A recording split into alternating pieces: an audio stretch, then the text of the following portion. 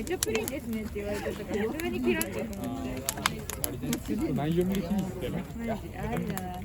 内容見る。これだったらもう、なんか余裕だったら何来るの。過去問変えられたら人生終わりなんだけど。過去問はやってないよね。でも過去問毎年変わってないの？出てる内容が大体。過去問だけやればいいかみたいな。最悪内容理解は。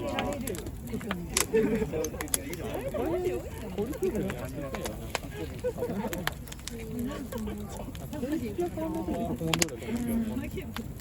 それと対面になれば絶対間違いないと思う。内容自体は。オンラインだってみんなで通話しながらやるから。そうか、別に間違いなくてもまあわかんのかな。